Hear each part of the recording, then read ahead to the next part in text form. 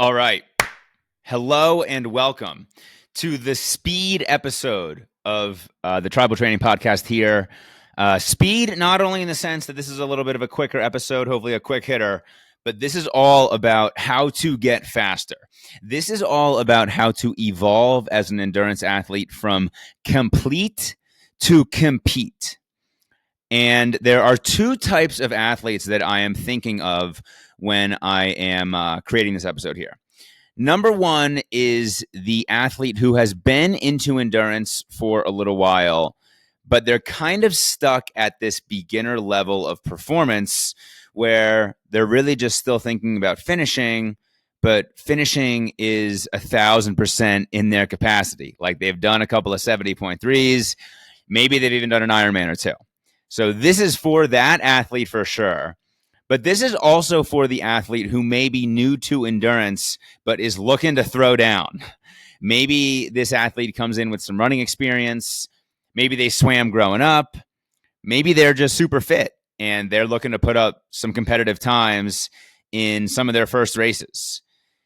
And if you are even not in those two camps, hopefully this still shines a light up ahead on the path of how to get better in the sport of triathlon and the world of endurance overall. So as I built out, I got really like 3 tips here on training process, execution. That's what I'm going to walk you through.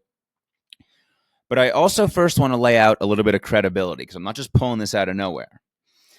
These 3 tips, these are the things that have helped me pull off a 10:19 Ironman and a 4:34 70.3. And we've got guys in Tribal who have thrown down in some 70.3s as well. We've got 4:36 finishers, a couple of guys right around 5, like 5:02 to 5:06. We have like 3 or 4 finishes right in that range.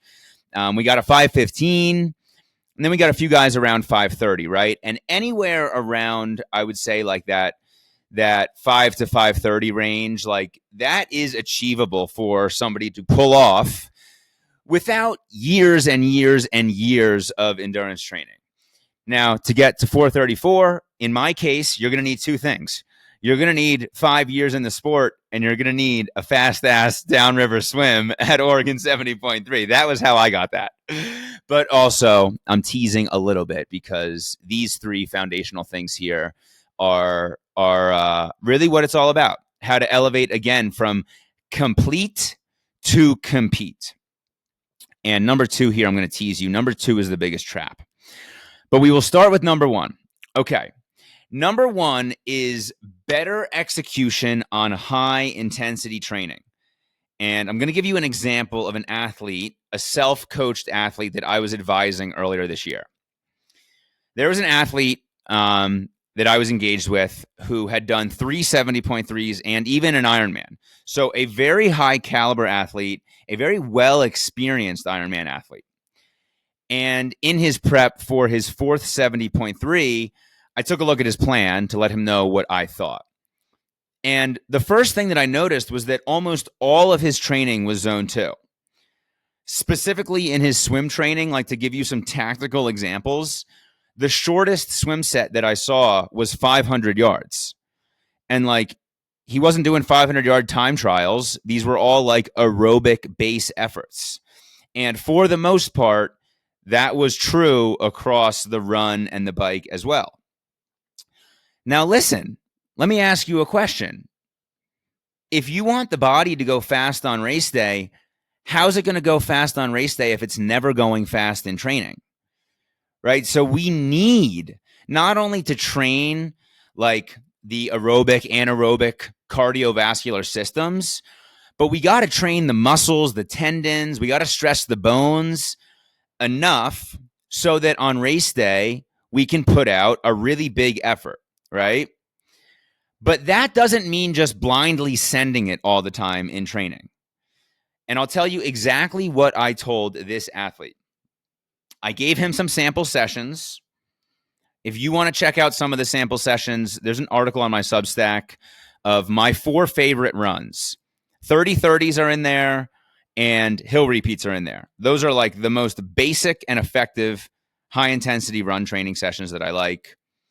And I told this athlete to add 2 or 3 sessions of threshold or VO2 intervals per week in his build to race day. And I think I talked to him about 10 weeks out from his 70.3. And he executed on this very well. This athlete was very receptive. He was very coachable. And he really felt a little bit of my guidance too. He was like, yeah, I kind of have had that feeling that I'm not really pushing a ton in my training. And then I've had the feeling that I haven't raced to my capacity when race day rolls around. So he was coachable. He executed on this stuff. And the result was a big time PR in his 4th 70.3. Now, the other layer of execution on high intensity training. So I want to give you an example of an athlete that I'm working with right now. I've got an athlete right now who I'm training with the goal of a sub 3-hour marathon. So he's very dialed. He's really looking to compete. And this athlete hit me up this week, and he was a little bit slapping himself on the wrist because he has been doing some group runs. He's been running with friends a little bit, and these are basically extra sessions that are not a part of the plan that I have built for him. And I told him 2 things. I was like, number one, I kind of know that you've been doing this for 2 months or so. Like, I've been observing this. So first things first is that I'm kind of building your plan with the expectation that you might be getting a little extra low intensity mileage, which is fine. But number 2, and this is the more important part, is that I am still watching him execute very well on his high intensity and long training sessions. If we start seeing high intensity days not go well, high intensity being either hard intervals or long runs, that is a sign that something else in the process is not going right. And that really is leading to number 2 here. But again, for this athlete in his exact example, I'm like, listen, you're running an extra 40 minutes, 50 minutes, once or twice a week. Like, that's not a huge deal, especially because when I'm giving you these hard mile sets, right, inside of a 12-mile run or something like that, you're still nailing these, which means to me and shows me that your body's absorbing the training, you're recovering well, and you're executing on the hard shit that we need to make us faster. Because again, this is all about evolving from compete and just finish to compete. Did I say complete? I'm not sure. Those words are so close together. Okay, so that was tip number 1, better execution. And I would just say like overall execution, right? Like that first athlete example, he wasn't really doing any high intensity training or wasn't doing enough. And in the second athlete example, he was executing on the hard stuff that I've got going for him. Okay, number 2, intensity discipline on easy days. So I got another athlete example here for you. I had an athlete, and I've been working with this guy now for like almost 3 years. And in the first year of training, he did all of his runs at an 8:30 pace for the entire year. And I knew in real time, I'm like, he's definitely going too hard. So I was explaining, hey, we got to do the zone 2 stuff, right? I was trying to explain the value of slowing down, but it didn't work. I wasn't communicating it effectively enough for this athlete.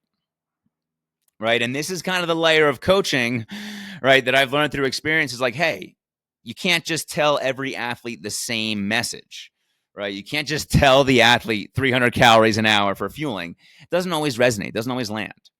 And with this athlete, the way that I was explaining the value of zone 2 training, it wasn't resonating. And so he didn't slow down. He liked running 8:30s. They were kind of right in that comfortable hard range, right? Like low zone 3. And they made him feel accomplished. Like if he'd go out and run 5 miles, he'd feel like he was working.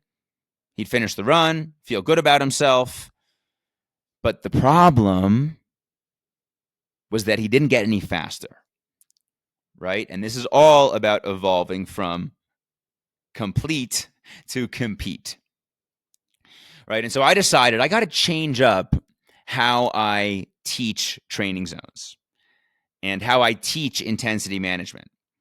And I know I just said that not every athlete understands every lesson the same way, but every now and then you land on the way that you present a lesson and it kind of hits for most people. And that's what happened here.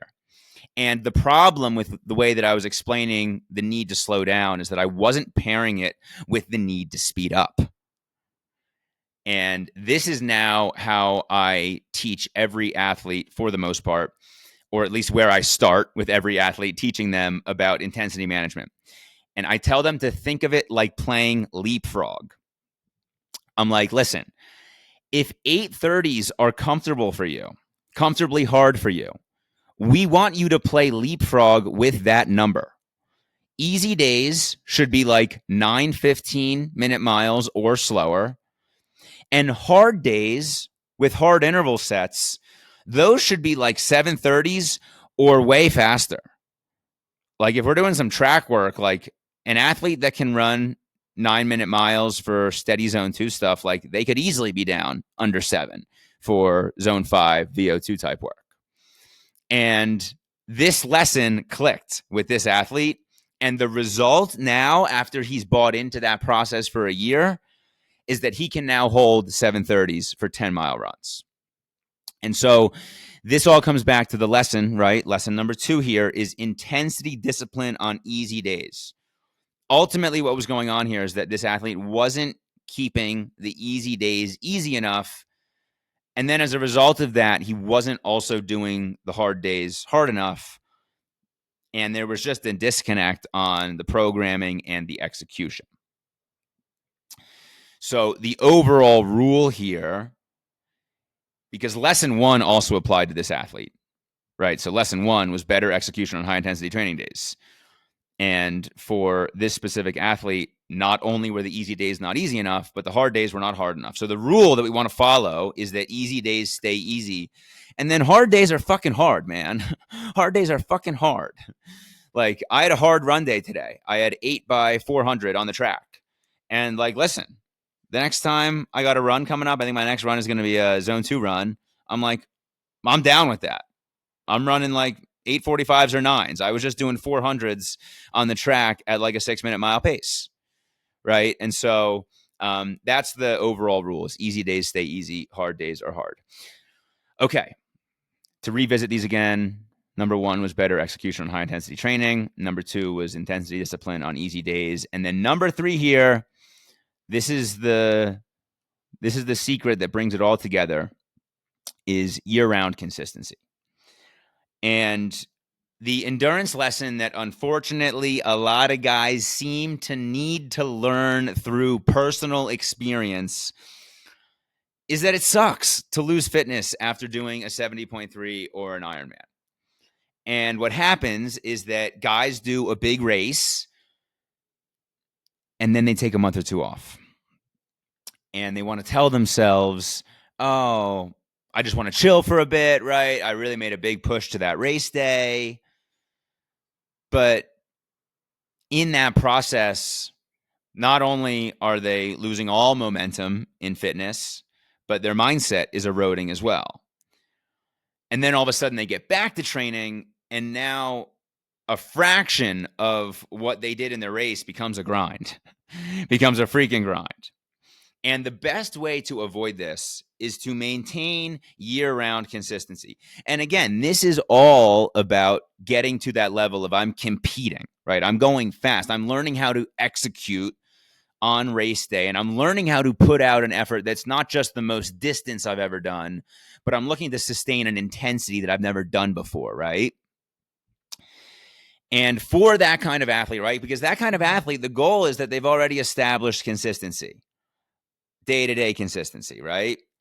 If you want to be competing, like training daily should not be a challenge for you, right? And if training daily is a challenge for you, that's okay, right? But this specific message isn't necessarily targeted to you. Once you are training, I'd say 6 days a week, you can learn to navigate taking your foot off the gas in intensity without losing momentum and without giving up on getting the reps in. like for this kind of an athlete, throwing up zeros just is not an option anymore. That's not who you are. That's not the standard, right? The standard is 6 days a week. And the idea of I want to chill for a bit, we can keep that mindset right there, right? Like you maybe just did an Ironman, dude. It's freaking fine to chill for a bit. You just smoked a 70.3. Like it's fine to chill for a bit. But for this kind of an athlete, chilling for a bit really just means, hey, we're going to pass on the high intensity stuff for the next training block, right? We're into a recovery phase or we're into a base phase and we're still training 6 days a week, maybe 5 days a week. But for that athlete, that still means, right, 5 to 6 to 7 hours of base volume, which is contributing to the overall mission of getting better in endurance. And that's giving them the capacity to build on a stronger foundation when the next build phase comes in. And I would also add that this is true on a full training spectrum, right? If we're thinking about Ironman, we're thinking about swim, bike, run. But this is also extremely true on the individual sports. If you're only swimming in the 12-week block leading up to your race, like, dog, how are you expecting to get better? You got to be doing all this stuff year round if you expect to get better at it. Maybe a week or two or something like that off of swimming in the winter if it's the holidays and you got travel or whatever else. But if you're taking months off from any of these sports, like you're going to need to allocate months in training just to get back to where you were. Now, let's just re-summarize all these real quick. So, of course, right, number 1 was better execution on high-intensity training. Number 2 was intensity discipline on easy days. And those go hand in hand. Those go hand in hand, right? The rule within there was easy days stay easy and hard days are hard. And the challenge here, right, and I even feel this myself, is that if you feel amazing on an easy day, it's kind of fun to go push, right? And I'm not saying you can never do that. But what was the example that I gave of the athlete that I'm training towards sub 3? If you can't execute on the high intensity training, that means that there's a flaw in part of your process, right? So believe me, listen, sometimes I go out there and I got just an endurance ride and things are cooking. The wind's blowing a certain way. There's a certain breeze in the air and I just got juice in my legs and I'm letting it fly a little bit. And that's cool. But it's not cool if the 30-30 run that I have the next day is a complete blow up, or if I just skip it overall, right? Like that is how you do not allow yourself to progress, right? And evolve from this whole idea here of getting faster and executing better on race day. Okay, number 3 was year-round consistency. And the thing I want to add in at the end here is that did you notice how all 3 of these blend together? When the hard days are hard, you want the easy days to be easy. You're excited for the easy days. And then when the easy days are easy, your body is ready to let it rip on the hard days. And when you are doing this stuff year round, this is how you get better at everything. This is how you get faster. So that's what I got for you today. I hope that lands. I hope that resonates. I got to be honest, I tried to record this kind of a video like 3 other times, and it just didn't hit right. I had like 5 things I was trying to throw out there, but I distilled it down to these 3, and this just feels like the truth. So hopefully this helps you. Again, whether you are an experienced endurance athlete who's done some 70.3s or maybe even done an Ironman or 2, and you want to get to that next level, like I would ask yourself, even if you're not necessarily trying to like compete for podium, right? Because that's not what this is about. This is just about like, do you have the mindset as an athlete to really push yourself and learn to get better at this stuff and learn to get faster in the process, right? I would ask yourself, like, what part of this am I missing right now? Am I kind of mailing it in on the high intensity days? Am I kind of pushing it a little bit on the easy days? Am I taking these large chunks of time off after races, right? And then, of course, the other athlete that this was for the newbie who's just ready to send it from day one. But I would also check yourself on referencing some experience of yours. A really good benchmark that I see for guys is if you can run 5 miles at a sub 8-minute pace, that's a really good benchmark of fitness. Of course, depends on swim background, how you are as a swimmer. Of course, it depends on how much time you have to develop on the bike. But in my experience, right, that is a good benchmark for a first timer who could throw down some solid time. So that's what I got for you today. Thank you for listening. I will see you next time.